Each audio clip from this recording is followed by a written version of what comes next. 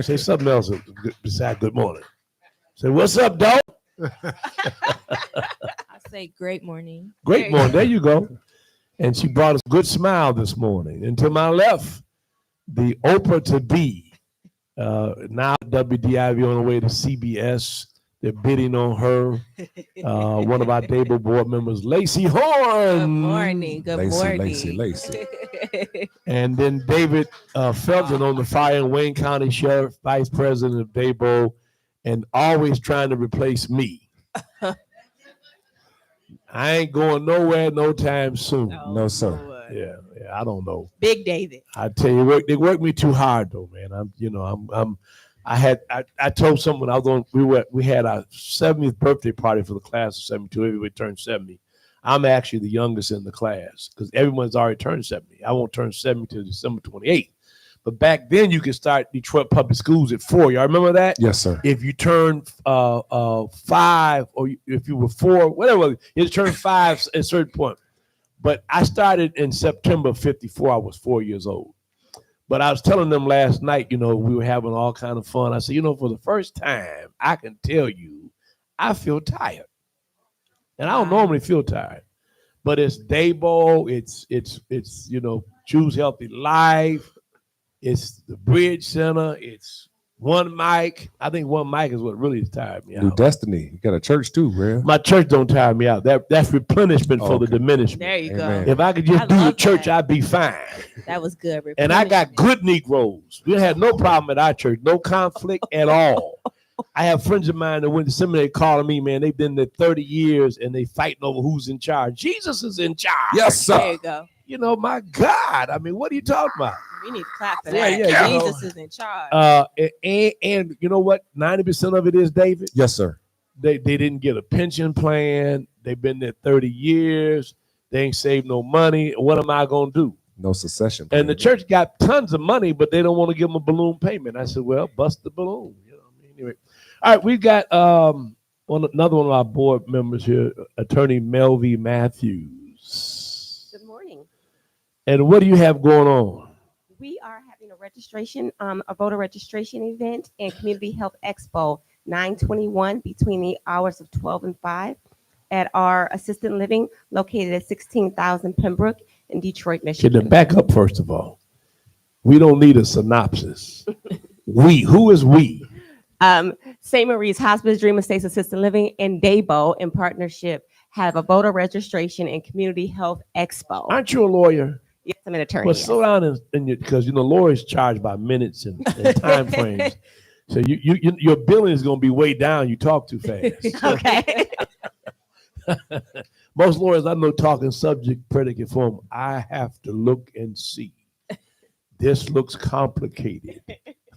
But anyway, so you're having a voter registration drive. I think somebody I know is a part of this too, right? Besides me? Besides you. Yes. There normally isn't a besides you, but besides you today. Yes, besides me, we have Detroit City Council President Mary Sheffield. Oh, I think I know her. Okay. Do you? Yeah. How do you know her? Because I gave birth to her. There you go. You what? You what? You what? Help me understand. I am her daddy. Oh, there you go. Yeah. You brought her in the world. And I was there when she was born. But her mama gave birth. And Mary came out in like that. They called her to the hospital, got there at 8:00. At 8:13, she was born. Both my kids are big. Horace was almost 11 pounds. Wow. Mary was 10 pounds. Oh, wow. Shout out. And to Horace the was mom. 22 and a half inches long at birth. So when he came out with my firstborn, I said, wait a minute, this boy, this is a year behind. But yeah, I know Mary. Go ahead. We also have You'll be able to register people on the spot. we can register people on the spot. We have free meals for everybody who attends. We have prize giveaways as well and meet and greets. You're going to be giving away Chanel. I mean, I know you. No, nobody has keep more the purses Chanel. than you have. I'm gonna Melvie, keep y'all it gonna be giving Chanel. away channel. I've been shopping with her, Doc. Trust me. I know. Yeah, but go. What channel, huh? Okay, I just knew Yeah. it for me. We have prize giveaways. We have Wayne State University coming out to do blood pressure checks. We partner with Gentle Hands of Integrity, which is a CNA training program. We have over 25 partners right now, and we're really, really excited about what's going on. Yeah. We do have meet and greets with Babyface Ray and Taby as well. So come out and meet the local celebrities that are coming to our events as well. Yeah. Well, we appreciate that. We need to do more of that with events we had. We had our backpack giveaway. Baby Smooth sponsored that.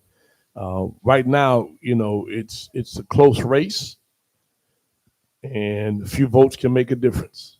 So please come out and register to vote so your vote can make a Yeah. difference. And by the way, I was heartened. I don't know if you saw Dick Cheney yesterday endorse Kamala Harris. Did you see that? I did.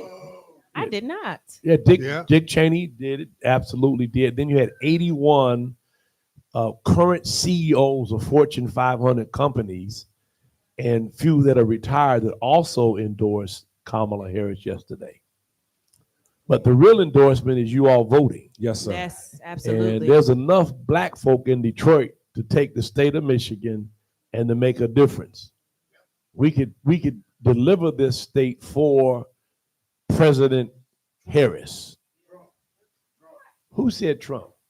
Man, I'm gonna put you out of here. You know what I'm saying? Huh? Yeah. Ain't no telling what you and Trump been doing. You got your hair cut.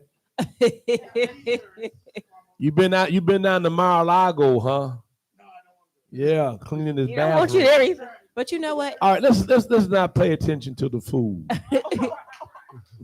But the reality is our people died for us to be able to vote. But So that, we but, need to- we but need hold, to but vote. hold up a second. Yes, you got to sir. look at all the research. Okay.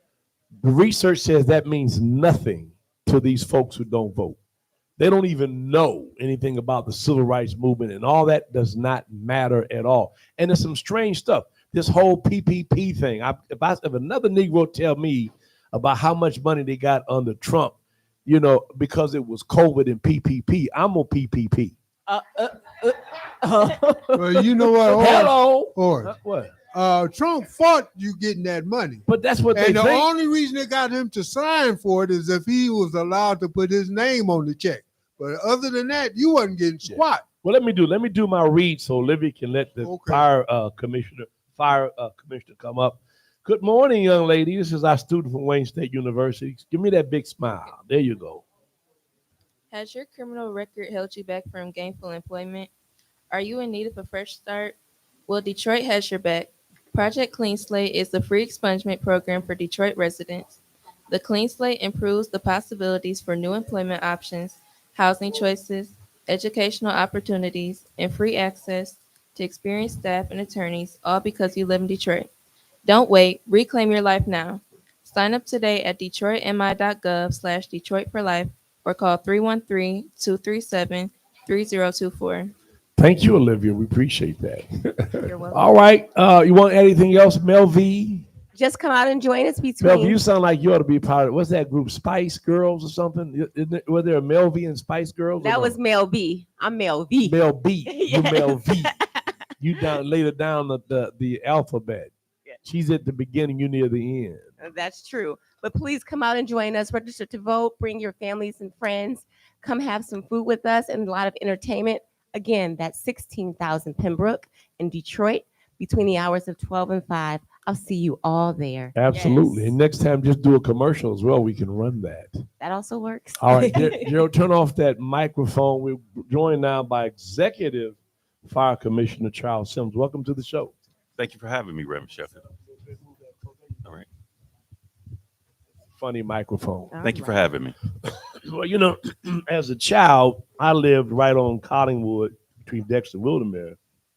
And believe it or not, I got to know all of those fire officers right there on Linwood. We walk up Collingwood to go to school, Mhm. and it was a lot of fun as a child, idolizing firefighters, more than more than police officers.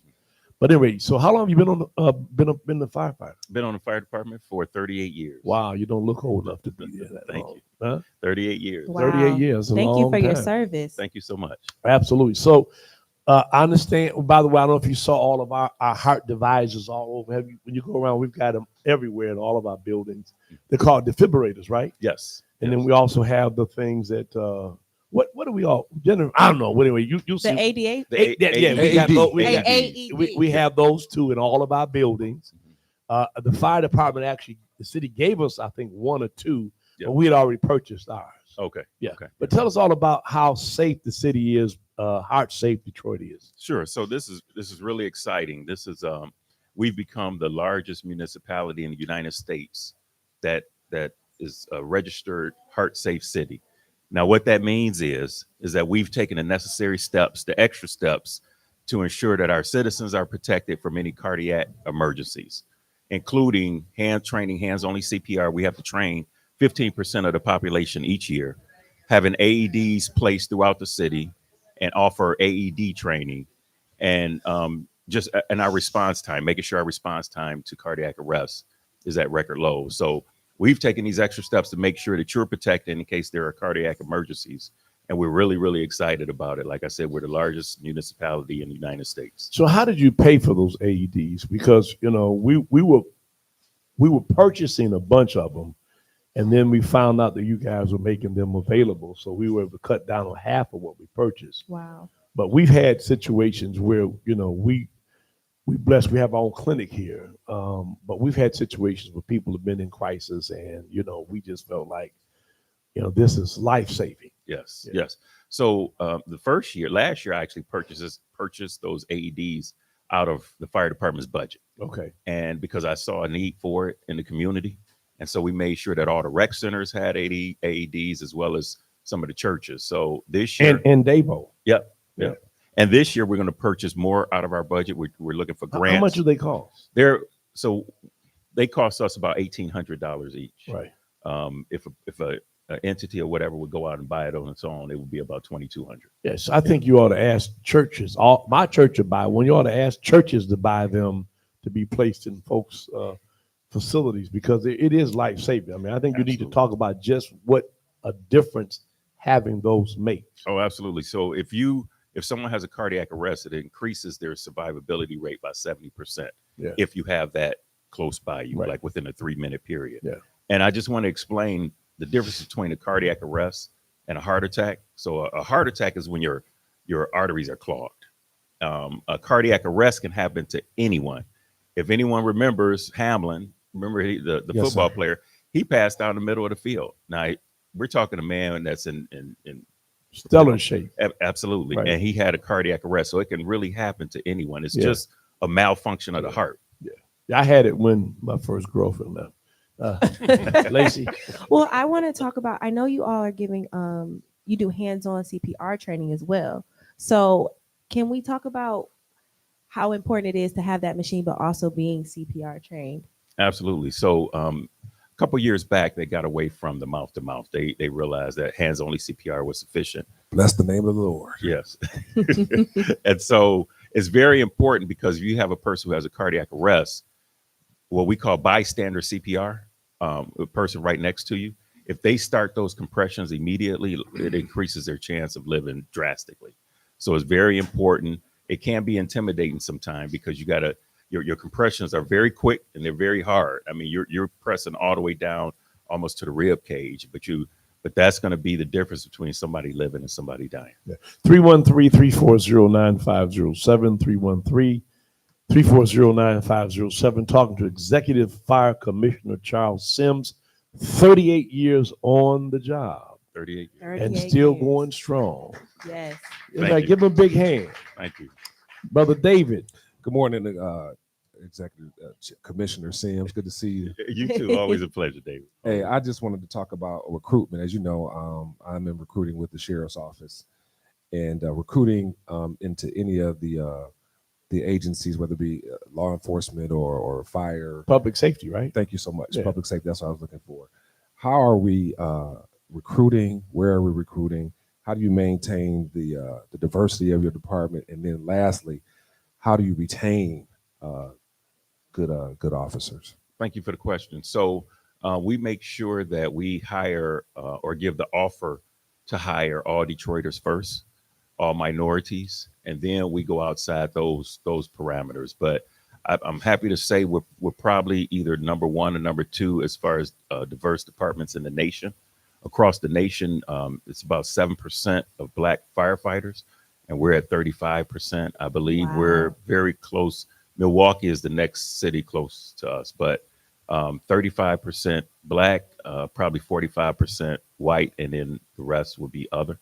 So women, you have women, are women in the fire Yes. department? We have women. It's a very low number, and Yeah. we're trying to aggressively go after women to come on the fire department. But did you know Charles Webb by chance? Yes. Okay, Charles was my next door neighbor in Collingwood. Okay. And his brother was my best friend, but Charles was the older guy. I was telling a story about him yesterday. So Charles went to Vietnam, got injured, but he came home and he got on the fire department, and we all idolized Charles, and he loved that job, man, and he's the best fire person I know.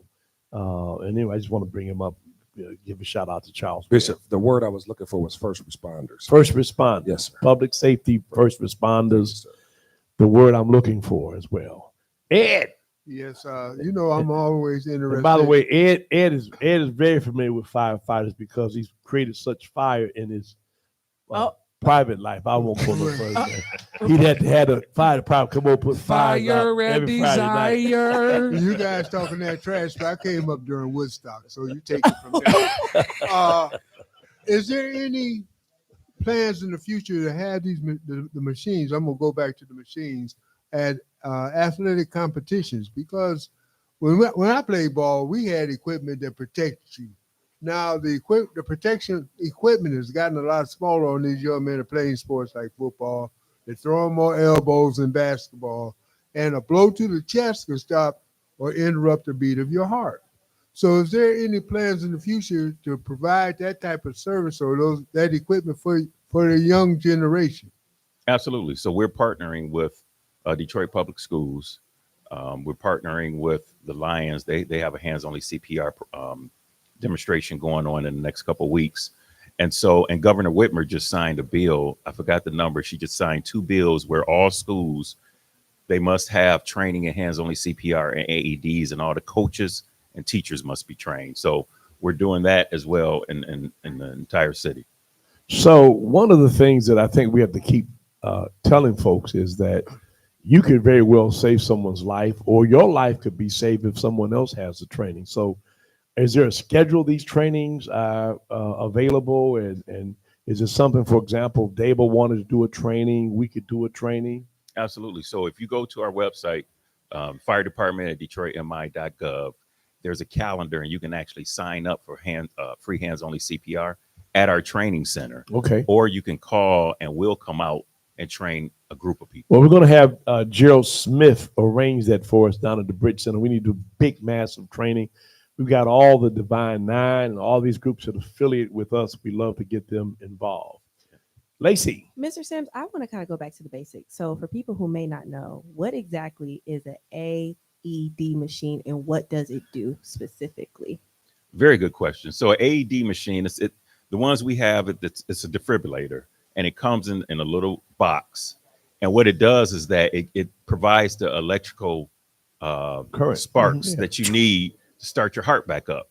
So it's easy when you put the pads on the heart, a voice will come across and let you know how to perform, what to do, what buttons to push, if it's a child or if it's an adult. So it's very easy to operate.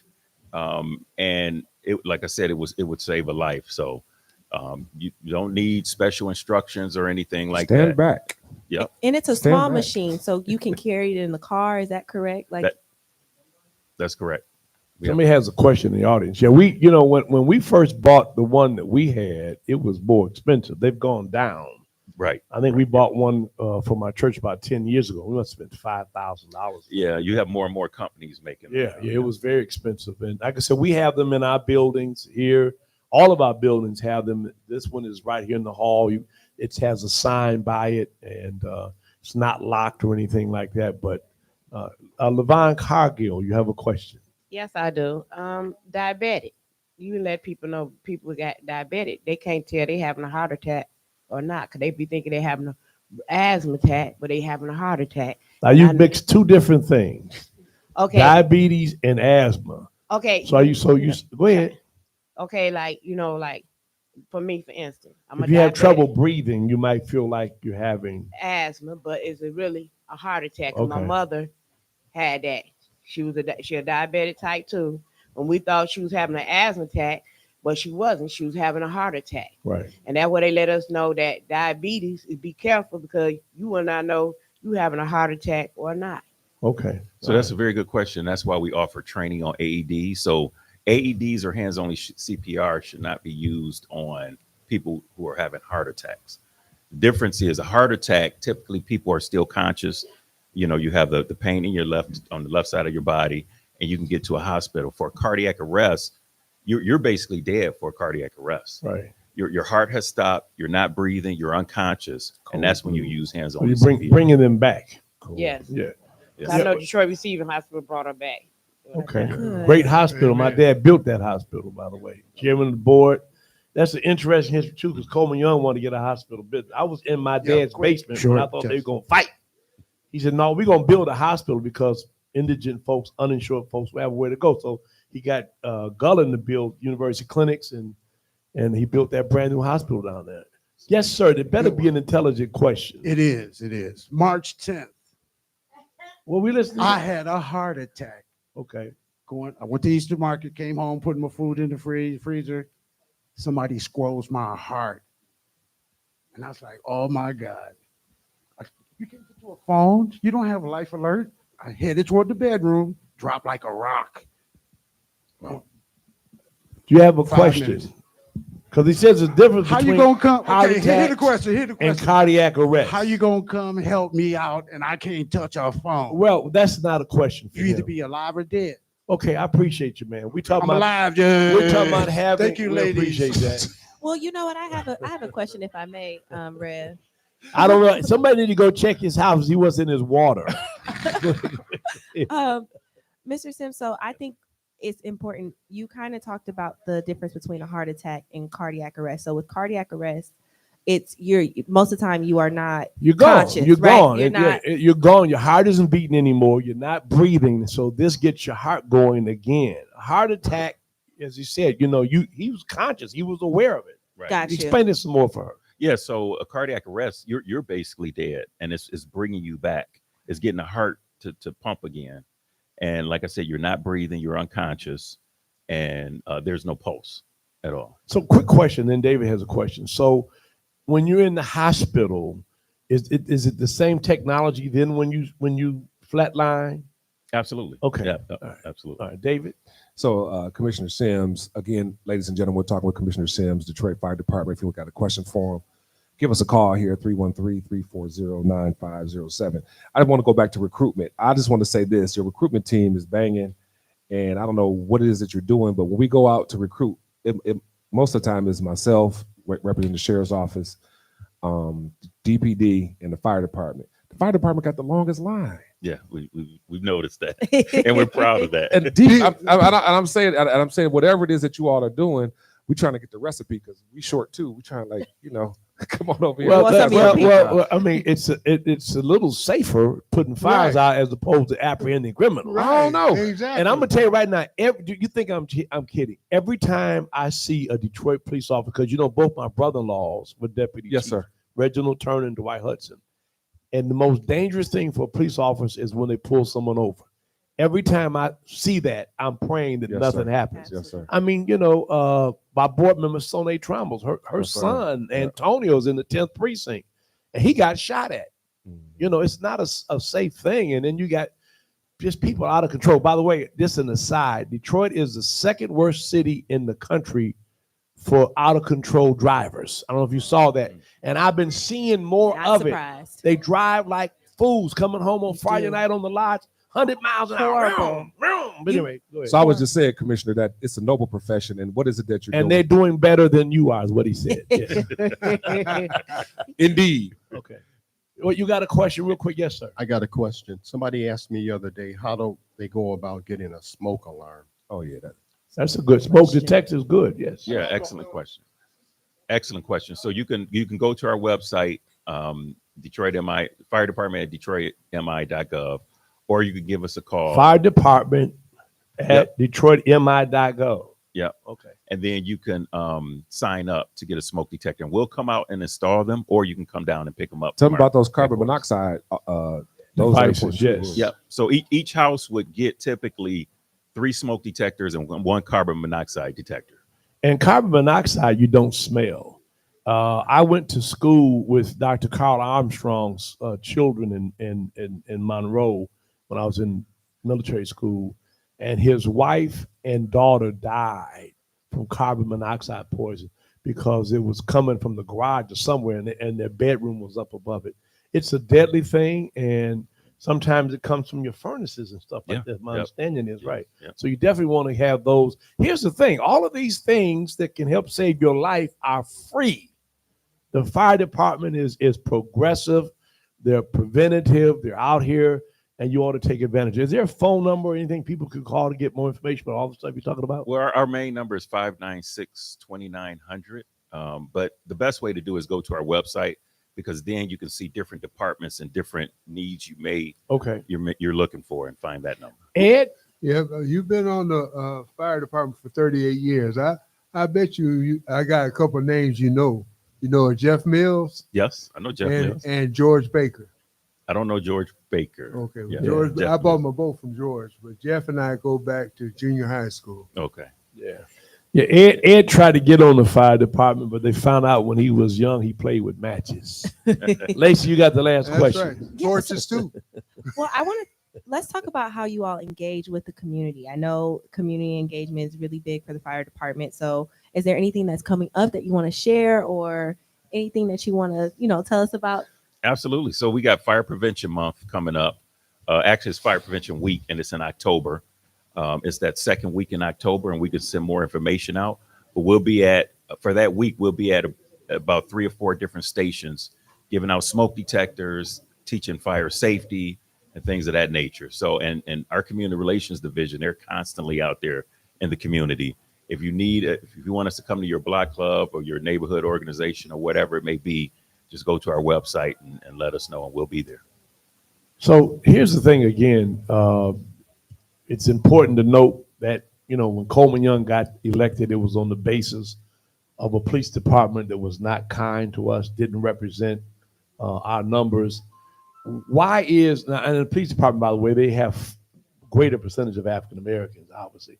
Is it more difficult to get people to join the fire department, or is that kind of, and you say it's better than anywhere else? I mean, is it what's the difference in terms of, not say the police department that may have, say, 65% African Americans, and the fire department has 30%? You know what? That's a very good question. I wish I had an answer for that. I know that, like I said, we would give an offer to all Detroiters, number one, and all minorities. And just going through the process, I think that's where we may have some people drop off. So one last question related to that. David's a recruiter. At one point in my life, I was signing up for the police department, Broadnecks and Filling Games. But, the criminal background check and all of that kind of, is it the same for the fire department, or? It's similar. So you can't have a felony, and you can't have any type of DUI or any type of drinking offense. Okay, good. So glad to have Executive Fire Commissioner Charles Sims here with us. Now we're going to get our read from Olivia Featherstone. Have you thought about college as an option after high school? Tuition costs could be around $62,000 for 4 years, but with Detroit Promise, it's free. Detroit Promise is available to every eligible Detroit high school graduate to obtain an associate's, bachelor's degree, or technical certificate. There's an opportunity for every Detroit high school graduate. You can attend school tuition free and talk with your counselor about school options. There are over 30 schools to choose from, including MSU, U of M, Western Michigan, and even community college and trade school options, all because you live in Detroit. Tuition-free college is a Detroit Promise. Enroll today at detroitmi.gov/Detroit for Life, or call 313-596-0373. All right, we'll be right back after this. It's for y'all. It's for y'all. Reverend Horace Sheffield and the wake up call.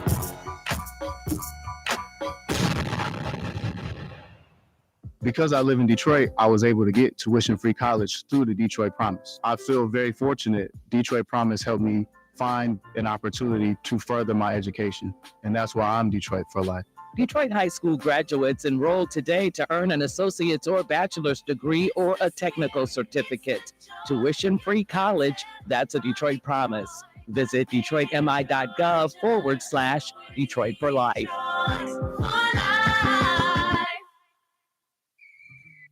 Hey, this is City Council President Mary Sheffield. I get my Saturday morning wake-up call from my dad, Reverend Horace Sheffield. What up, though? It's your girl T-Barb, and I get my morning call with Reverend Sheffield. Make sure y'all tune in every Saturday morning. It's good. Every Saturday morning at 8 a.m. on 1500 a.m. or 92.7 FM. The wake-up call with the Reverend Horace Sheffield. Hi, I'm Eric Sabria, your Wayne County Treasurer. If you're living in a home of a deceased family member and you're facing property tax foreclosure, the probate process can be helpful to you. If you file a probate petition and notify our office, the foreclosure proceedings be halted during the probate process. Contact us at 313-224-5990 or email us at taxinfo@waynecounty.com. We're here to help.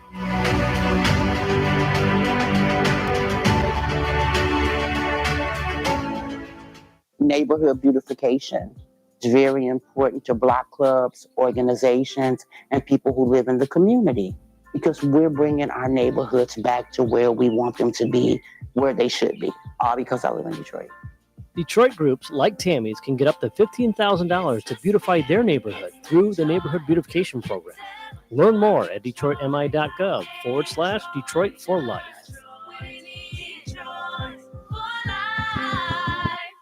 At the Detroit Water and Sewerage Department, we're working hard to protect pipes by cleaning public sewer lines to reduce flooding and speeding up the replacement of lead service lines. Protect your pipes with 3 easy tips. Pour grease into containers, toss wipes in the trash can, and check for running toilets, leaky pipes, and dripping faucets. For more tips, go to detroitmi.gov/protect pipes. DWSD, working hard to protect pipes for you.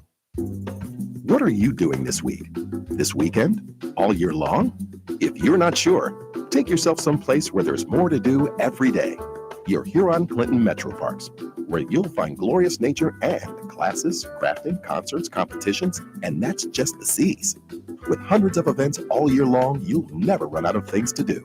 They're your Metro Parks. See more, do more, and learn more at metroparks.com/events.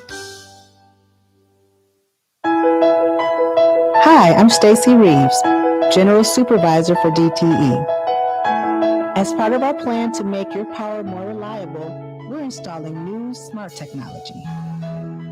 When it's up and running, our smart grid will have fewer and shorter power interruptions. Our crews are out every day doing everything in their power to deliver the reliability you deserve. DTE. This ain't no joke, you gotta vote. This ain't no joke, you gotta vote. This ain't no joke, you gotta vote. This ain't no joke, you gotta vote. It's for y'all. It's for y'all, Reverend Horace Sheffield in the wake-up call. All right, we're in the corner, Grand River, Wyoming. We still have grits, biscuits, and salmon croquettes. We've got a full house. We've got a faithful group of people come on a regular basis. Of course, we're joined by Ed Collins, Olivia Featherstone, our intern from Wayne State University studying communications, Lacey Horn, who's already in communications at WDIV on the way to CBS, Channel 62, and of course, David Felton, the Wayne County Sheriff Recruiter, Vice President of Detroit Association of Black Organizations, and of course, our accomplished award-winning producer, Gerald Smith. Woohoo! From Back to Back on WQBH and, of course, American Black Journal on WTVS or Public Broadcasting System. Bad man. And I forgot Ed Collins over here on the end. Ed is Cass Tech classmate, Wichita State football player, truck driver, and, of course, known for Ed's pulled pork. You know something? I made some yesterday. And you didn't bring any. Oh, my God. You know, when you have to learn some new equipment, because I've gone down to a smaller grill, you got to learn how it cooks and how it operates. So I'm still in the learning phase for that equipment. Okay. And let me just say, y'all come eat my breakfast, but at least stay for 5 minutes.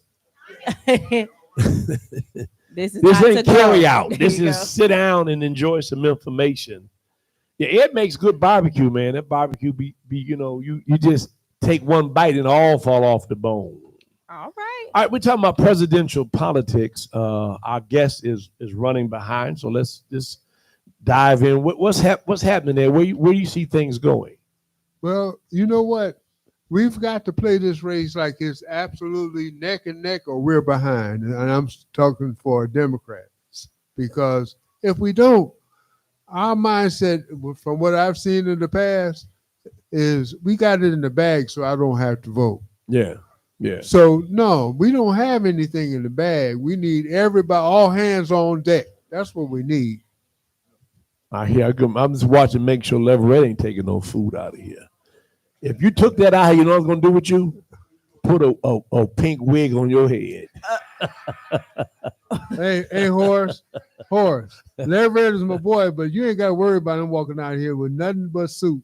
If we don't have no soup, he all right. Oh no, he eats steak with no teeth. What you talking about? Oh, he a bad man. Hey. So, okay, Lacey, I know you work for a station and the views and the opinions, blah, blah, blah, but you want to weigh in on the presidential race? Well, what I will say is that I'm very excited to see this debate. I think it's going to be very, very good on the 10th. So what do you think about her accepting his rules? I mean, basically, they're going to turn the mic off, which, I thought was a great idea not to do that because he's going to talk all the time and he's going to say some crazy stuff. But now he can say whatever. But go ahead. I mean, I definitely think there needs to be some parameters because I feel like with the last debate, I feel like there was a lot of personal attacks. Like I want them to stay focused on the issues. I want to hear their differences. Yeah, and in that. you want it to be 80 degrees on Christmas Day in Detroit. Too. I know. That's all he does is personal. And by the way, it was I don't know if it was lost on you all, but he literally called Kamala Harris the B word. It's been all in the news. He called golf cart. Called her a B. That's right. Now, if you black women ain't enraged, absolutely. I mean, it's absolutely unbelievable. And let me tell you what I believe. I keep saying this, and I'm not pathetic. I'm prophetic sometimes. I believe Donald Trump is so rattled. He's going to finally say and do something that's beyond even the pale. Now, he's losing voters, by the way, on this whole abortion issue because he's waffled on that, and some of the folks who are in the far right Christian group are really upset with him right now because he's even changed his stance on that. But go ahead, I just want to put that out there. Well, no, I think that that's really important because the way that they don't even say her name right. Like it's just they're what did they call her? Kamala, whatever her name is. I mean, it's just it's dog whistle politics, if you ask me. So it's just like you're the only people that are offended are the if you are a part of that group. So I just feel like it's just despicable, but I hope that she is able to stick to the issues and stay professional and keep going high as he's going low. And they've been doing that. So 313-340-9507. If you're listening in the audience, we take Trump callers 313-340-9507. I have a boat and in the marina where I am, which is in St. Clair Shores, they forbid any kind of political flags, signs, or anything for that matter on your boats. And the guy who's 2 boats from mine has a Trump flag and a Biden and all of that, and has been antagonistic to, I mentioned Soleil Trammell's son, who's a police officer, calling people N-words. And so the marina has tried to enforce him taking it down, and he's absolutely refused. Now, when my guest has not put trash in the right trash can, I get a phone call saying that I violated the rules of the marina, but yet he has this flag. And I have it on Instagram. Have you seen it? Yeah. Have you seen them white folks going crazy? Oh, yeah. Absolutely insane. And I say this, and I mean it. I mean, these people have no respect for the law whatsoever. None. And they think they can do anything. I mean, I'm telling you, man, I almost believe that Trump is the Antichrist. I mean, the way these people, you remember the Fred Zone? They like just unbelievable, David. You know, have you ever seen anything like this? No, I don't know people that love Jesus like this. Yeah, and I think that the concern that I want to lift up, that's really, in my opinion, kind of interesting. I won't use any other verbs. Is the fact that people are so enthralled with him as a person, not even the party. You know what I mean? I mean, it just like I'm saying, it's like it's like a cult. Jim Jones effect. Yeah. We said the same. I mean, they drink the punch. They drink in the Kool-Aid. You know, I mean, and that's the scary part, is the fact that not just people, but you got black folks that are just like, they literally worshiping him. Yeah. He's the second coming. He can grab their, you know what, and saying stuff like Jesus sent him. And I'm saying this about any political person. You don't give that much credence to a person. That's just my opinion. we're going to have Lacey read the announcement, but let me also tell you, because a lot of this stuff is so much stuff we miss it. But in the last 2 days, he's changed his position on that. What's it called? Project 2025. What's it called? Project 2025. Yeah, he now says he embraces it. Right. I mean, he disavowed himself. His irrational basis fraction is splintering. So now I guess he figure you got to go back to the well and be the real racist he is. Yeah, and if I can say this too, to Lacey's point, during this debate, I just pray and hope that Kamala Harris just talks the issues, and I believe that would expose. She's gonna do it. Yeah, she's gonna take him apart. But what I also hope is he loses his mind. I hope he takes his fingers and start messing with his hair. Look like Bozo the Clown. From my perspective, he done already lost his mind. But I don't think we've seen the worst of it. Oh no! I think that this guy is coming apart at the seams, and it's going to get even worse. I just hope she drips that black girl magic on him. It's nothing like a black woman putting you in your place, and I just can't wait to see it. Read our announcements, please. Okay, Please. so the Detroit chapter of Families Against Narcotics is having an event Monday, September 9th from 6 p.m. to 7:30 p.m. Right here at 12048 Grand River.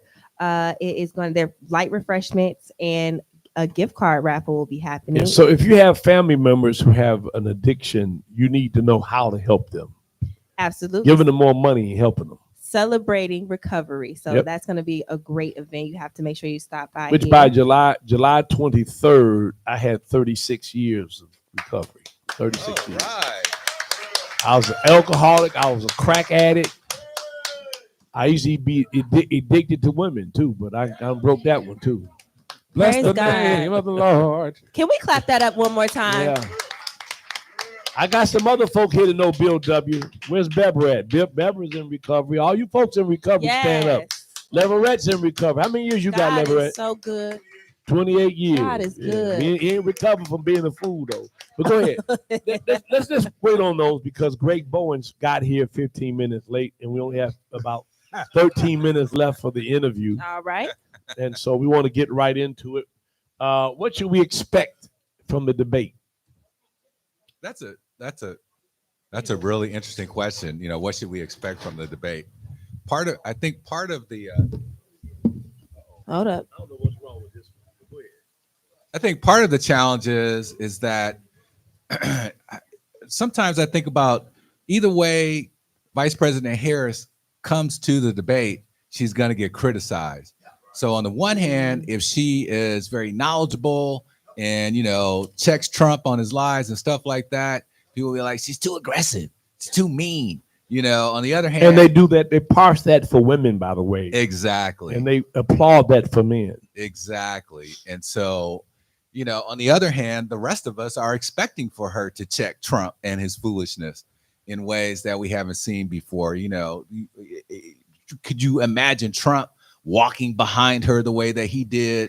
He might get blasted. The way that I know, right? Hillary Clinton. Right. The way that he did Hillary Clinton was like, hey, step back. Sister, I don't play that. You don't Right. walk up on behind them. Exactly. You know. So what do you think about her accepting the rules? Because, you know, with the mic on, then you really get his full flavor. Right. So now you kind of cut that off. And why would she concede on that? You know, that's interesting because, you know, having the mic on, she gets the opportunity to say, I'm speaking, which is her like cachet thing, you know, putting somebody in there. I'm speaking. And so having the mic off, she doesn't necessarily get that without looking rude herself. If we can't hear, her, why she's saying that, people will look kind of like, why is she saying that kind of thing? And so she agrees to it because, you want to reach the people. And, in this situation, Trump is going to be mumbling and fumbling and talking about the last election and all this stuff, his list of grievances in a way that's going to happen uninterrupted. And should we be able to hear that unfiltered, we will, of course, go, dude is crazy. Yeah, she may have thought we've heard enough of it already. If you don't That's know he's true. a fool by now, if you don't know me by now, David, Lacey, whoever. Yeah, I was gonna ask Greg about Kamala's approach toward it. And I think that she's intelligent. Let's do this. Yes, sir. Let's say Vice President Harris. Excuse me, Vice President Yeah, Harris. let's give her what Yeah, she's Vice doing. President Harris. What would be, as a political consultant, what would be your advice to her in terms of how she should approach it? Well, my advice to her would simply be to talk to the people at home, to try and ignore Trump and his foolishness and talk to them as if she's talking to her nieces or nephews or grandmother or somebody. This is what is going on right now, and this is what I stand for, and to talk about it in very real terms, in the terms of us having to go grocery shopping, in terms of us having to pay the rent, pay the mortgage, make enough money to live and not just get by, but as our commercials say, to be able to grow. And she can do that in contrast to whatever he's saying without addressing him directly. Yes, exactly. Right. Well, how would you ask her to separate herself from, what they're saying in terms of her being part of the problem right now, eggs and all that stuff? So what would be, again, your counsel to her? By the way, Ruben Yabuka, yeah, my high school classmate and college classmate of great notable fame, has just walked in the room. Let's give it up for Ruben Yabuka. Ruben, that's my man. In the house. Yeah, I'm at that stage in life where I'm connecting with all my old buddies. I said, that's a blessing. Y'all get Ruben still over here. Y'all Yeah, still yeah, here. That's yeah. a blessing. Ain't no question. Yeah. And I was the youngest one at the high school reunion last night. I haven't turned 70 yet. All of them are 70. I'm not 70 yet. All right. So go All ahead. right. Are you 70 yet, Ruben? There you go. I won't be to December 28th. All right. Okay. That's Lacey? all right. Well, if it's okay, I have a question. It's okay. Okay. I want to kind of shift gears a little bit to the Georgia high school shooting. And I wanted to ask you specifically this. I saw that WSB TV, which is a station in Atlanta, they actually posted one of the victims as the shooter by Who was mistake. black? Yes. Here, I'll show you right now, Rev. See? Yeah. He was the victim, but they put his name up there, and of course it was the young black boy. Yeah. So I just wanted to kind of get your perspective as a media consultant of how do you feel about this? Do you think it was an honest mistake? Do you think they should be held accountable? Do you think that they were wrong? Did they do it on purpose? Somebody should get fired. Obviously, they were wrong, and yes, somebody should be fired in that situation. But I don't know enough about to know whether or not it was an honest mistake. I can imagine that it would be. I mean, after all, they're people too, and people make mistakes, And so, I mean, that it was caught Speaking quickly. of mistakes, and we're gonna let Ed.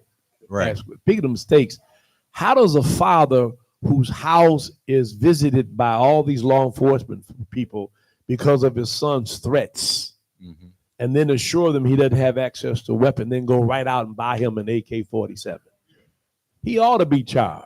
Yeah, I think it was an AR, wasn't it? Well, AR, AK, AR-15. PWD. It's a big difference. Just Well, what I it makes. definitely think the Glock 90, whatever. Well, I think the Oxford shooting and how that turned out for the Crumbleys, it definitely set a precedent. Yeah, but they weren't as negligent as this fool. Oh yeah, was. so he definitely going to prison. Oh, Right. you don't think so? No, I mean they went to his house because he made credible threats. Oh yeah. He assured them the son had no access to weapons Oh, this is whatsoever, bad. and then he goes out and buys him what is it, AR? AR. Right, come on. I don't know. The Crumbleys were pretty No, negligent. I'm saying. But they- so this is worse. It is much This worse. is worse. Yeah, this is worse. He's going to jail. You know what's interesting about Well, this if they is went to jail, both of them went to Excuse jail. me. That's my Yeah. point. I mean, parents get charged all the time when kids get access to the guns and shoot somebody in the house and stuff like that. So The lady, by the way, is going to be charged for the 3-year-old who was a medical professional, came home and sat the gun down, and the 3-year-old picked it up. And y'all saw that this morning, right? And they should. That's absolutely ridiculous. I'm gonna Right. say this too. As a law enforcement agent, it's important for you, ladies and gentlemen, to, if you have weapons, Store your guns. Please. and don't assume that your kid don't know. Kids Yeah. are watching you. I got a 9-year-old granddaughter living with me now. And Yeah. I got 3 guns. And in then my house. and I put them all up. And the Lock 'em prosecutor, away. the Wayne County prosecutor, and all these Chief White, they're gonna prosecute you to the fullest extent of the law because of your negligence. All It right. makes All no right. sense. And so when we talk about negligence, did you guys see that story about the young man who had killed his friend in a car? This happened in the Points. Yeah. And he was driving all crazy Yeah. and filmed himself and all that. And now the prosecutor is trying to decide whether or not to charge the mother Yep. of the driver, her son, in that case. Do you For think letting he him should have be the car? charged? But they were on the phone, Greg. Well, no, because he was driving crazy I all the got you. time, and she knew. And she got text messages telling him to slow down and be careful and all that Yeah. stuff. It's bad. Okay. I mean, but she Hold on a can't second. Hold on a second. Let's Sorry. let Ed ask one question. Sorry, Ed. Come on, Ed. This is good. Well, I'm going to say, do you think it's important that we focus on those events or focus on the bigger picture, and that's the election coming up? Because a lot of times we get distracted off of the real prize by all these little side stories. You mean like like a 3-year-old being shot? Well, Are you trying to say we should only be talking about the presidential race right now? A 3-year-old being shot, and I understand that. Gerald, he's The talking point- about you. No. He's coming for your producing. It seems like when we really have an important situation or Okay, all right, yeah. or whatnot going on. All right, so ask your there's question. always some All right, I kind of got you. distraction. All right, well, ask your question So, about the presidential race. Okay, Then. well, what do you think we need to do to refocus our people on the real prize at hand, and that's winning the presidency of the United States? Well, I got to tell you, brother, I think all these things that we're talking about are connected to the race, because every one of these is a policy connected to it. The Yes. idea of having an AR-15 and whether or not those things should be banned. Where does the president, stand on banning AR-15s, for Gun example? control. Well, see, that's what I'm talking where do we about. stand? Where do we stand on holding people accountable in ways that allow for these tragedies not to happen? Where do we stand? And so what do we do about it? And all of that rises to the level of the presidency, and you got to have somebody that cares about this. Does Trump care about people carrying AR-15? That's No, he the doesn't care point. about That's that. the point I'm trying to make to not get away from the prize. Yeah. Because we get distracted very easily, and news cycles are very fickle. Yeah. And they'll switch off of what's really the problem and go to something Right. else. Well, Just like hold on. Speaking I'm of- still looking for damage to the ear. Speaking Damage to the what? The ear. to The Donald ear. Trump. Donald he Trump. he done healed perfectly. Ain't no scar, ain't nothing Yeah. on his Well, ear. there's a whole lot of stuff out there about that. But let's just my only one question is, what evidence is there that Lacey's generation, my daughter's generation, is actually increasing in participation? I've read some things, and they've said that sleeping giant is beginning to awaken. Is that true? And what other demographics out there do we need to find some way of getting them in the game? I want us to put this in perspective. All of us can look back on the time when we were 18, 19, 20, and we were mad at the world too, and saw injustices, and were out there doing what we could do. And at the same time, people were trying to get us involved as young people to vote. This is not an unusual thing. This is sort of a rite of passage. I think what has changed over time is that young people have more of an access to information than we did when we were coming up.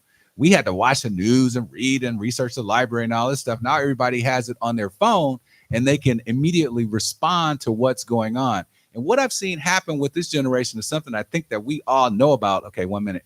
All know about is growing up in Detroit, we understand the Muslim world. We understand the Arabic world. We understand the difference between Chaldeans and Palestinians and all of that stuff, because we live it every day. And so the idea that Palestine is being prosecuted is not something that's new to us. At the same time, we can walk out here or go and petition a room and ask about what's going on in Palestine. We say that's terrible, but that's not our fight. And we get that. We understand the pressure, but the younger people they are getting exposed to it in ways that they don't have the kind of context that you had, Rev, and we had in terms of the civil rights movement. And so for them, seeing this is the first time they get to be outraged in a way that allows. So stick around. We're going to take a few minutes off the next segment with Tiffany Kirk. Please let her know, and then because she's going to be here for the rest of the day, and then we can hold him over. Let's get our read from Olivia Featherstone, our student intern from Wayne State University, Department of Communications. The profession now. All right. Has your criminal record held you back from gainful employment? Are you in need of a fresh start? Well, Detroit has your back. Project Clean Slate is a free expungement program for Detroit residents. The Clean Slate improves the possibilities for new employment options, housing choices, educational opportunities, and free access to experienced staff and attorneys, all because you live in Detroit. Don't wait. Reclaim your life now. Sign up today at detroitmi.gov/Detroit for Life or call 313-237-3024. We'll be right back after this. It's for y'all. It's for y'all, Reverend Horace Sheffield, and the wake-up call.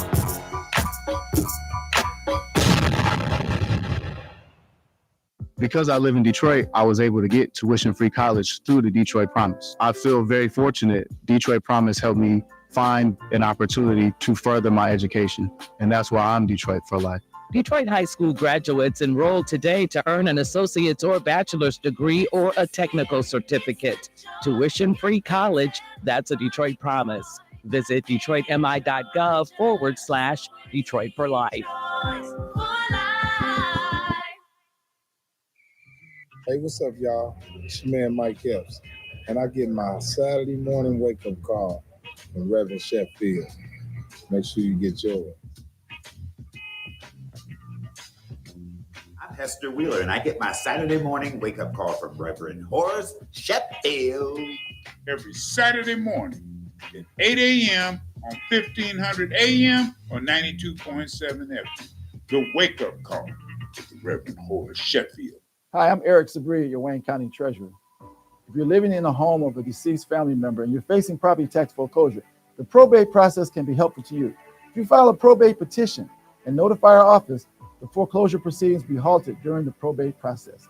Contact us at 313-224-5990 or email us at taxinfo@waynecounty.com. We're here to help.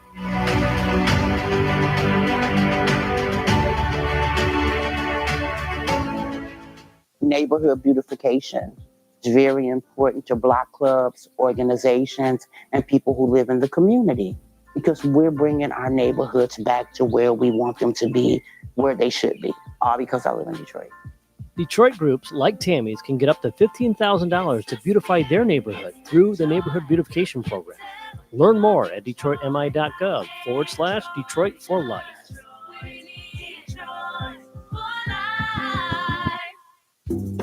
What are you doing this week? This weekend? All year long? If you're not sure, take yourself someplace where there's more to do every day. Your Huron-Clinton Metro Parks, where you'll find glorious nature and classes, crafting, concerts, competitions, and that's just the C's. With hundreds of events all year long, you'll never run out of things to do. They're your Metro Parks. See more, do more, and learn more at metroparks.com/events.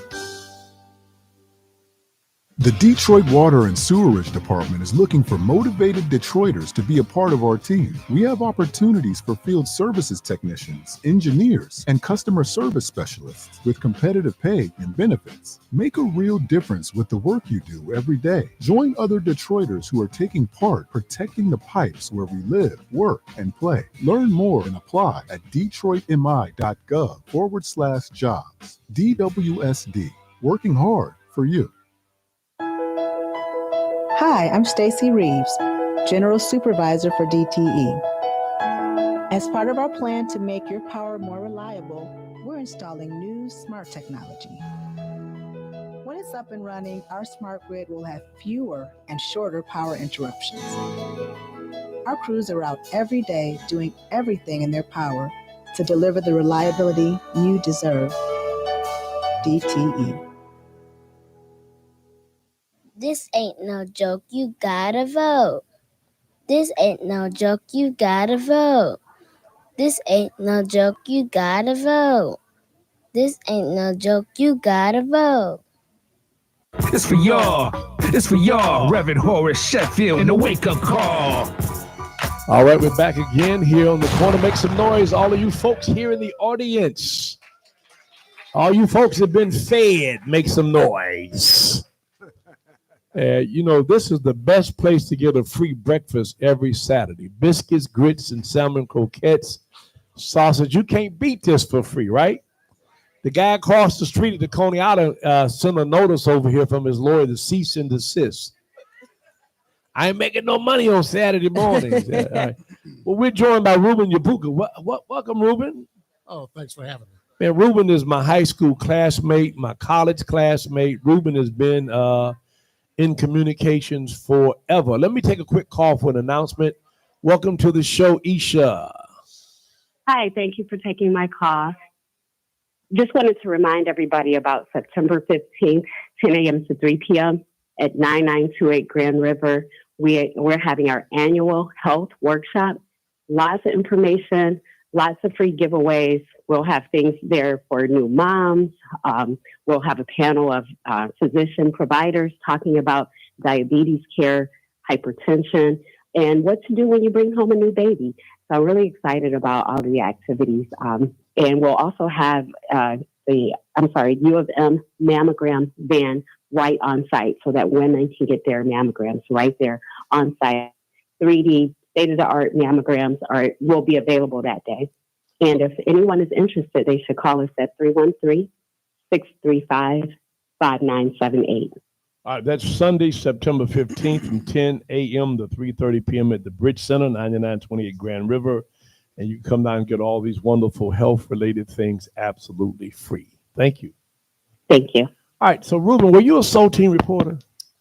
No, I was not a Soul Team reporter. As a matter of fact, 1 year after I got to WJLB, I was the Soul Team reporter coordinator. Okay, I know you had some involvement. I recorded their messages back to their Okay, school. was Ernie Durham there when you were there? Ernie, we kind of crossed a little. Ernie was on his way out when I came in, but at the time, he was promoting for Casablanca. Okay. And so I met Ernie as a record promoter. Yeah, I was his paper boy. Really? Yeah, he lived down there where my dad lived. You know, I was his paper boy. Hey, he was a smooth guy, wasn't he, He was man? about the last rhyming DJ we had. Oh my God, he was something else. Yeah. Yeah, All right, Ruben Yabuka. Let's start with Lacey. Lacey, you know, Ruben is a legend. And I'm trying. What was the organization you had? You had an organization you also formed. On campus? Yeah. The Association of Black Communicators at Wayne State. Right. That's what it was. Absolutely. By the way, I was on WAYN. You know, that time I was on 107.5, and I always had a tertiary, peripheral kind of involvement with media. It wasn't my career, but I knew the power of communicating. In fact, I got elected in 1975 to the school board, and the kids at Kettering and the schools I represent knew me because I covered high school sports on Channel 62. So the media is powerful. Oh, yeah. And there's too many people believe what they see and hear, not what they read. Go ahead. Well, I'm wondering more about your production company, Buka Productions. Is that correct? Did I pronounce that correctly? Right. It's a long story, but yeah, that's. Well, tell me what made you start it? Why did you decide to create your production company? Well, I when I left radio, we used to have to do commercials. We called them rip and read, and as part of your job. And I liked that part of the job. And so when I left radio, I wanted to do that further. So I tried to find out what an agent was, how I can get involved. I didn't know the difference between a talent agent or agency or anything, you know, but I got out there, found out about a talent agent, got agents in Detroit, and started doing commercials. But once I got there, it's like, well, don't just do radio commercials. Try to be on TV if you can too. And then I had to learn that, as hard as I worked to get my radio voice and the way I projected, that didn't work in commercials. And so the professional commercials. So I had to learn the acting aspect, not throw my voice away, but act while playing While projecting, a role. Yeah. And so I went to theater, the Detroit Repertory Theater. And I was going to bring that up there. too. You were there for a long time, weren't you? We were partnering for a long Okay, time. okay. I was their sound designer, their marketing director for 3 years, and I started acting there as well. But it's also where I started directing.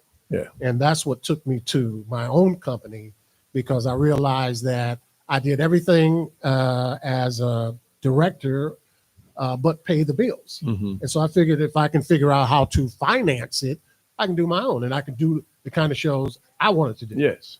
By the way, Ed, do you remember Ruben from high school? No, I Okay. do not. Yeah, he Oh, came yeah. out in '71. I Ed was the was a captain of big the team. football star. Oh, okay. He was number 71. He was the mean green machine. So you knew Barney Gore. Yeah, Barney. Who doesn't know Barney Gore? Barney Gore is last I know he was pastoring. He took over his father's church out in Northwest Detroit. I just saw Barney not too long ago. I love to get in touch with Barney. I'm telling you, me too. He's Cast reunion. He's what? he's blind now. Wow. Was it diabetes? I don't. Yeah, I know he had. When 10, 15 years ago, when I interacted with him as a pastor, he had put on weight and he was struggling with his diabetes. Yeah. One of my classmate at Saginaw Valley, Angelo Kelly, who became a deacon in my church, actually died. Never got it under control, and so that was an initial wake up call for me, because I've been type 2 for probably 35 years. Yeah. But I got up this morning, my blood sugar was 107.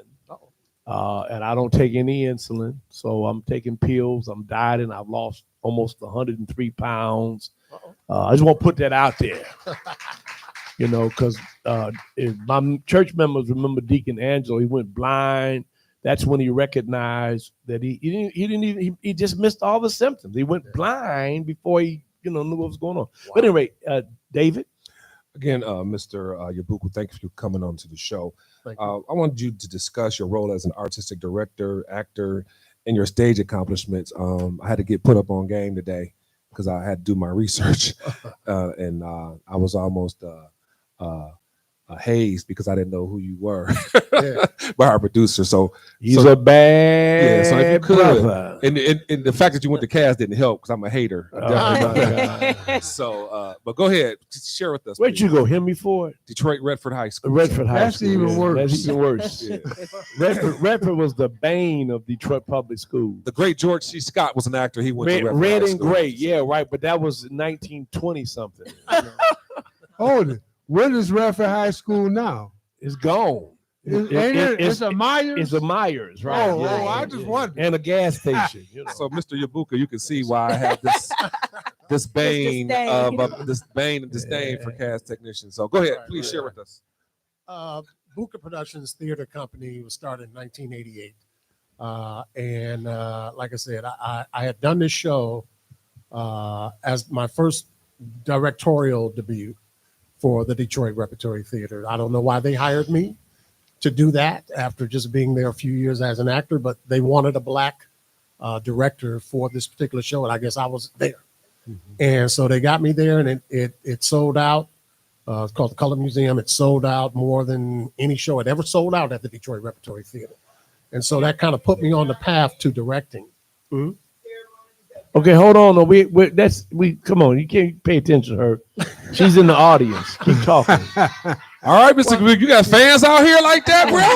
I didn't say it was the only. That's what Cash will do for you. She came to the front row. By the way, she was sitting in the back before you got here. Right. You gotta be careful, Ruben. No, I know about ceremonies. It wasn't the only good show. I'm just saying it sold more tickets than any show at that time. Right. And so then from there I started Buka Productions 2 years later, actually started in 1988, but in 1990, I did my first production, and we brought back the Colored Museum. It's like, well, I did everything with it, so I brought it back under my company, and then I paid the Detroit Repertory Theater to rent their space. So a lot of people probably thought it was the Detroit Rep bringing it back again, but I partnered with them. And brought it back to their and you space. generated the revenue for your company as opposed to them getting all the proceeds. Absolutely. So I've seen you at the Repertory Theater, but let's go back to WJLB because that a stellar station, great history. Talk about some of your days. Was Leon Isaac Kennedy there when you were there? Who are some of the people that were there? You know, we had Donnie Simpson here recently for our speaker series, and he got his start at WGLB as a Soul Team reporter for Persian High School. Yeah, me and Donnie were there at the same time. Donnie is 1 month older than me.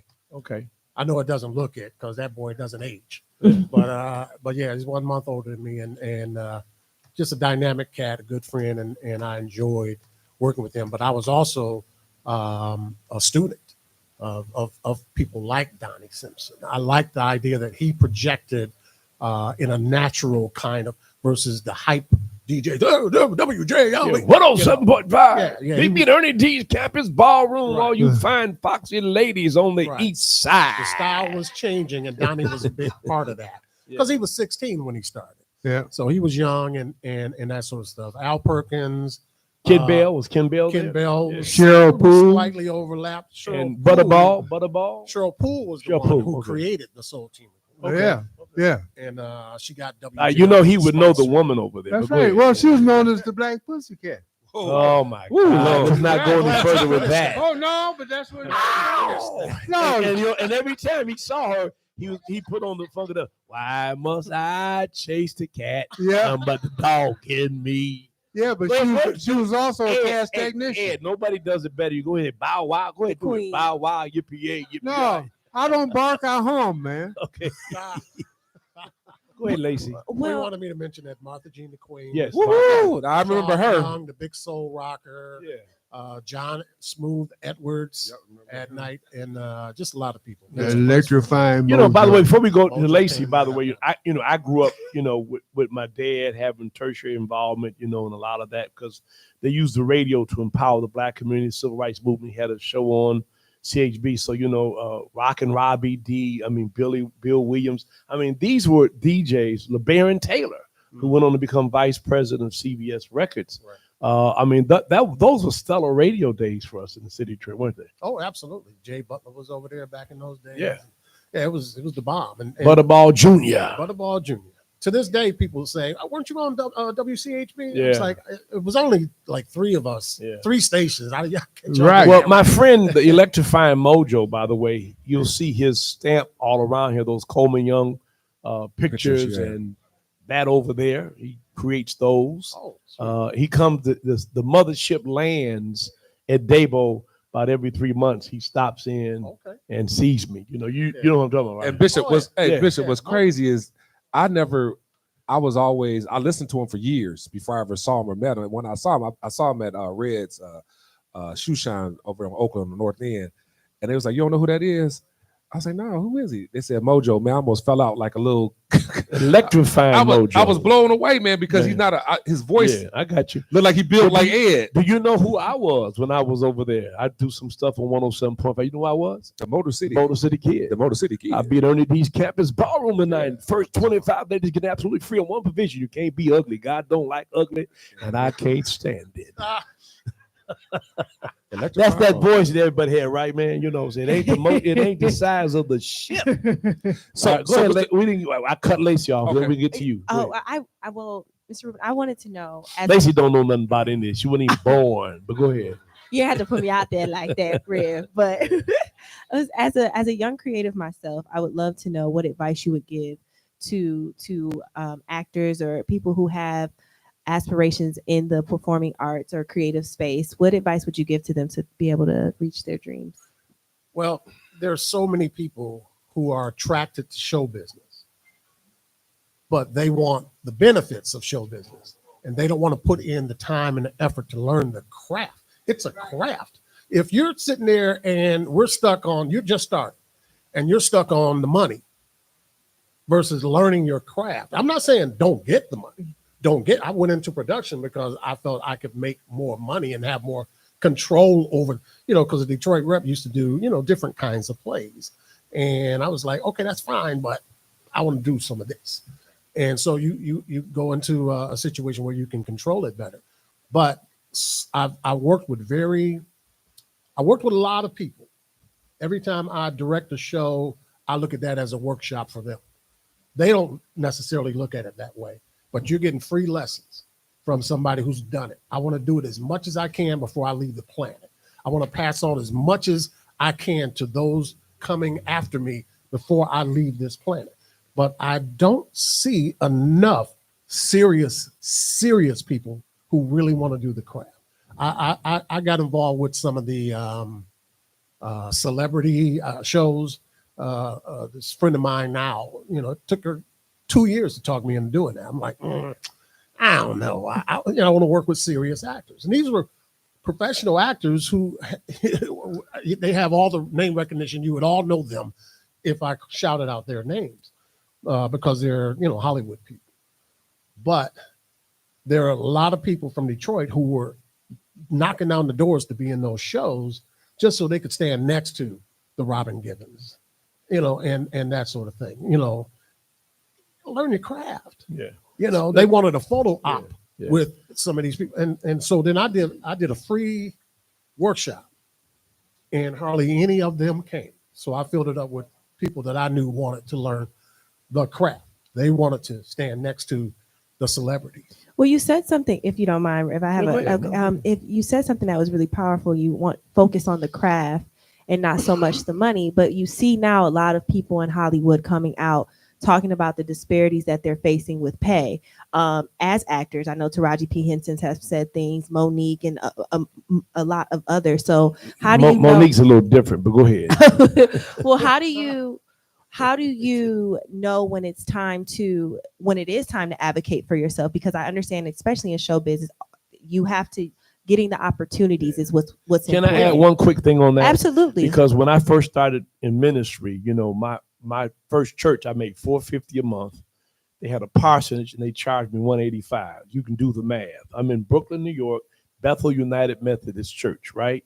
And I was telling someone this week, we had a meeting. I'm asking for $800 a week. I know what's coming in and all that. And one old lady says, our little Pope pastor only worried about money. And the Holy Spirit spoke to me, and I crafted something in the moment. I said, look, I don't preach to get paid, but I get paid for my preaching. Absolutely. Yeah. Absolutely. I mean, there's a financial part of it, but the craft is what you're saying comes first. And I'm not saying don't get paid. Yeah, but make the craft the central part. I didn't step over there at the Detroit Repertory Theater, my first play, and demanded all this pay based on what?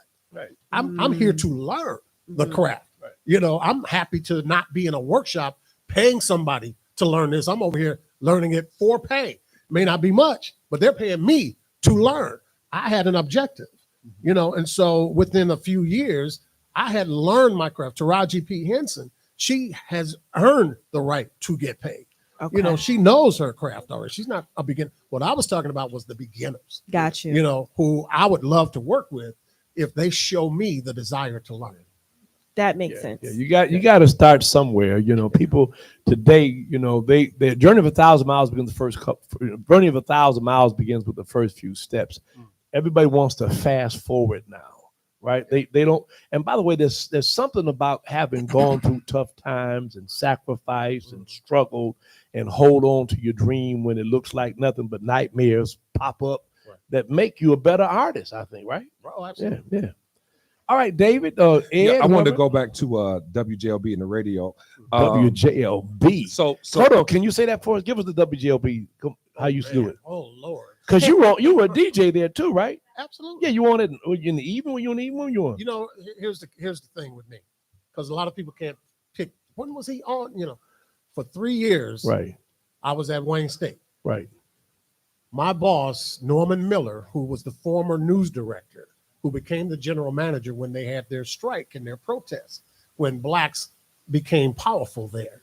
The JLB is named for John Lord Booth. Right. Booth Broadcast, yes. Rumors about a relationship to John Wilkes Booth, but those are rumors. I don't know. But so the Booth family. What am I answering you? Answer me about when you were on. Oh, yeah. When I was on, I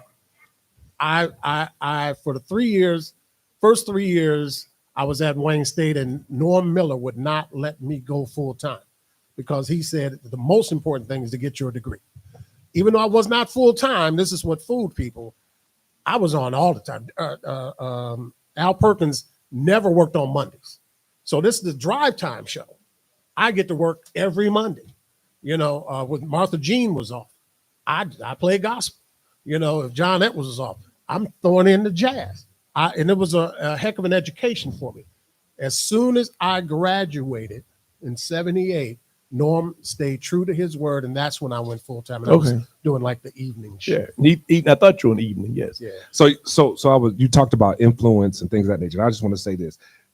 I don't know of any other city in America where we had 105.9 WJZZ, 102.7 WLBS, 107.5 WGPR, 98 WJLB, 92.3 WMXD, plus the AM stations. These were all Black stations, and they influenced and shaped the information that we got. And I don't know if we have that even now, but there was a time you had all those stations. And Well, I see, think that's go ahead. That's what, not to cut you off. No, go ahead. That's what I alluded to just a few minutes ago. JLB was white owned and white managed. And the Al Perkins, Martha Jean McQueen, Norm Miller, these guys went on strike out in front of the, I think they were at the, was it David Stott building? Well, or they were at the, I know the David Whitney was Penobscot. No, it was right there on Grand Circus. Whitney. The Whitney building. I think, because that was before I got the David Whitney building. But or was it David Broderick Tower? David Broderick Tower. Yeah, that's it. That was before I got there. But they went on strike, and that's how Norm Miller went from news director to general manager. Shout out to our postal worker too. Thank you. Be safe. And it became that. Yeah, she delivers our mail, so she's not just coming to get breakfast. Go ahead. She brought the mail. But I do agree that these stations with Black programming, were doing some serious business. There were times when the powerhouse in Detroit, for as far as ratings went during my tenure, was actually CKLW, because they had the most powerful signal that you could, if you stayed on a straight line, you could catch that all the way down south.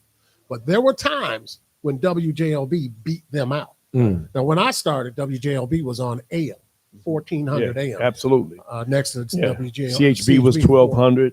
Man, well, 1440. 1440. That's right. 1440. Yeah. And I was there when they switched from AM to FM. And I really think it was kind of a fluky thing, if I can share it with you.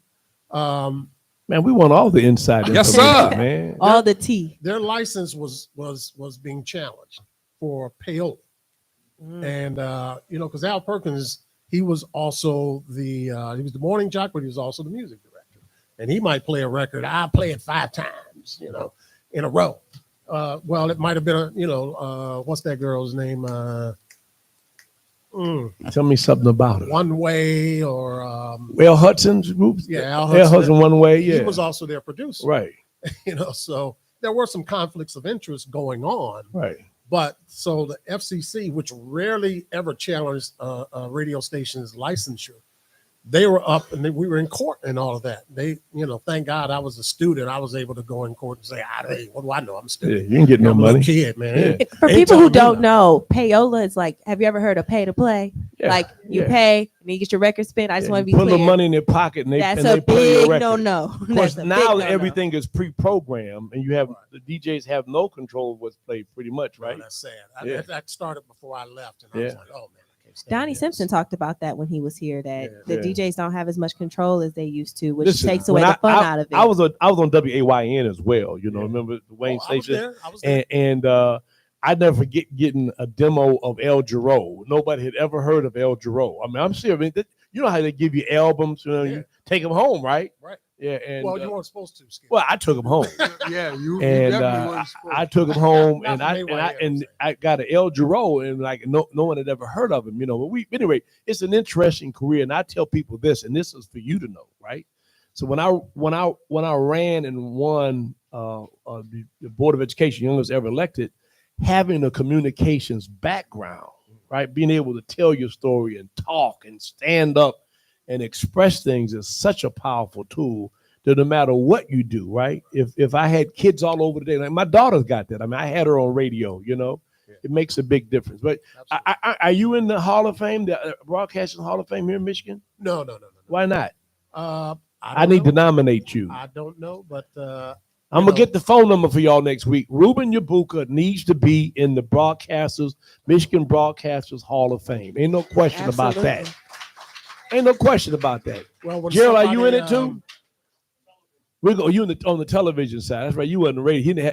His voice wasn't deep enough for radio. Well, you know, when somebody says, hey, "I remember you from WJLB," oh, QBH, yes, I was at QBH. Yeah, he was at QBH 1400 back to back. Yeah, but when somebody says, "I remember you from 40 years ago," that is the Hall of Fame for me. That is the Hall of. That makes all the difference in the world. The listeners put you in the Hall of Fame. If I could, Rev, I just want to say that if I could, people like yourself, Rev, Mr. Yabuka, and Gerald are open to sharing information. Are you saying older folks? What are you saying? No, I'm just saying that OGs. No, I'm saying the fact that you all have influence, have information you want to share, like we're doing with Olivia, giving them opportunities. Absolutely. And it's unfortunate that we don't have enough people, as Mr. Yabuka said earlier. Well, let me tell you about communications, David. Yes, sir.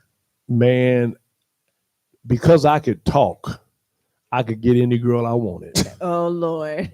I thought you was delivered from that. No, I'm talking about back then. Oh, See, okay. First of all, guys today don't even have to go through that. When we were coming up, you had to have a rap.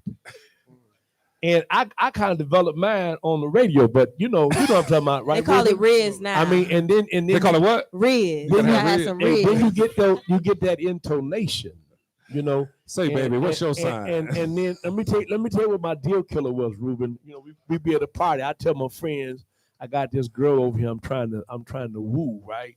Put on the whispers. I only meant to wet my feet. But you pulled me in. The waters of love run deep. This good feeling must have been sent from above, baby. Because you got me walking on wall to wall. Yeah, they different now, Rhea. It's giving Love Jones. You gotta be like, my neck, my back. You know, Leon, you know what my favorite lines was? I said, baby, get a string. She said, why? Because you got to tie me up because I'm about to fly away thinking about you. God. Mr. Yabuka, I want to, before we get out of here. Wait, baby, you tired? No, why? Because you've been running through my mind all day. Right. There you go. You all got to stay out the comedy section of the library. Yeah. That's all there is to it. Ed didn't have rap. Ed just go, and they were like, oh, let's go. Well, you know, you got your claim to fame after I left. Remember that now. But I took notes from you. Just keep it right now. Ed Collins was the back hall king of Cass Tech. You know anything about the back halls at Cass? They had a back hall, and it was dark. Oh, you know about it, Ruben? Oh, I heard about it. Yeah, really. No, I heard about it. It wasn't the back hall so much as the stairway. Well, Mr. Yabuka, before we get out of here, I do want to know what's next. What's on the horizon for you? Thank you. Bring us back. You know, I back in about 2017, I kind of lost about 4 family members in the span of 365 days. And so I lost my desire for a minute to produce a play. And then COVID came right shortly after that, and we couldn't do anything for 3 years. But we're coming back again next year. Buka Productions will do its. I got 2 shows that I've written that I will do. The first one is called Alley Cat. That's the one I'll do next, about dancers on off Broadway in New Jersey, and the crazy stuff they do and go through.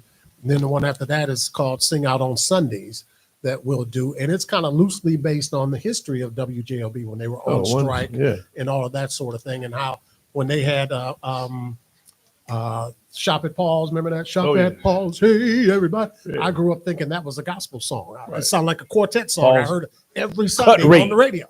You know, so it's going back to those days. David's cut. David's cut rate. But let's do this, man. Let's make sure we get you on, and we can certainly promote this. We're on 5 radio stations, 3 TV stations. We want to get the word out. Make sure we help you with that. Absolutely. Young lady, Olivia Featherstone. Have you thought about college as an option after high school?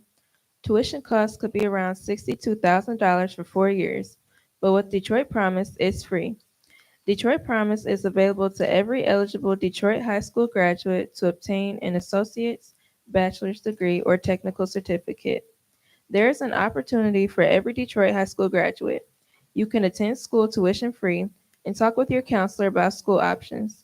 There are over 30 schools to choose from, including MSU, U of M, Western Michigan, and even community college and trade school options, all because you live in Detroit.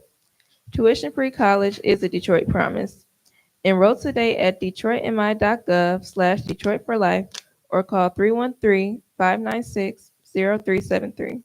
All right, we'll be right back after this. Make some noise. It's for y'all. It's for y'all, Reverend Horace Sheffield, and the wake-up call. Hi, I'm Eric Sabria, your Wayne County Treasurer.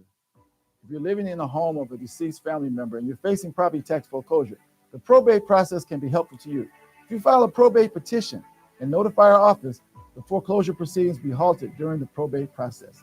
Contact us at 313-224-5990 or email us at taxinfo@waynecounty.com. We're here to help.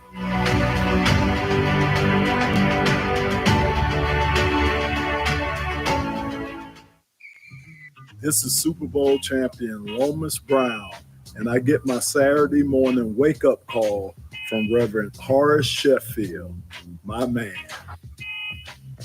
This is Grover in Kansas, and I get my wake-up call from Reverend Horace Sheffield every Saturday morning at 8 a.m. on 1500 a.m. or 92.7 FM. The wake-up call with the Reverend Horace Sheffield. See you there. The Detroit Water and Sewerage Department is looking for motivated Detroiters to be a part of our team. We have opportunities for field services technicians, engineers, and customer service specialists with competitive pay and benefits. Make a real difference with the work you do every day. Join other Detroiters who are taking part protecting the pipes where we live, work, and play. Learn more and apply at detroitmi.gov/jobs. DWSD, working hard for you. Neighborhood beautification is very important to block clubs, organizations, and people who live in the community because we're bringing our neighborhoods back to where we want them to be, where they should be, all because I live in Detroit. Detroit groups like Tammy's can get up to $15,000 to beautify their neighborhood through the Neighborhood Beautification Program. Learn more at detroitmi.gov/Detroit for Life.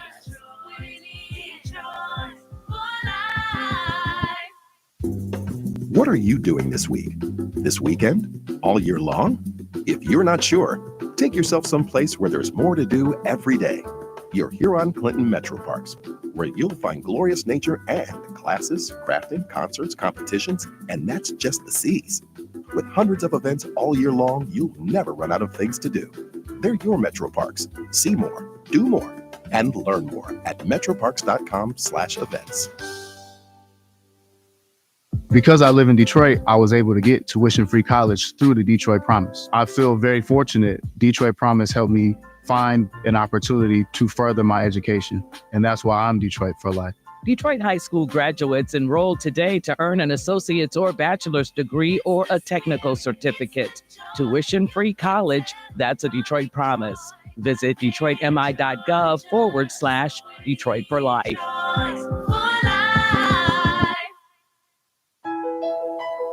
Hi, I'm Stacy Reeves, General Supervisor for DTE. As part of our plan to make your power more reliable, we're installing new smart technology. When it's up and running, our smart grid will have fewer and shorter power interruptions. Our crews are out every day doing everything in their power to deliver the reliability you deserve. DTE. This ain't no joke, you gotta vote. This ain't no joke, you gotta vote. This ain't no joke, you gotta vote. This ain't no joke, you gotta vote. It's for y'all. It's for y'all, Reverend Horace Sheffield, and the wake-up call. Welcome back to the Wake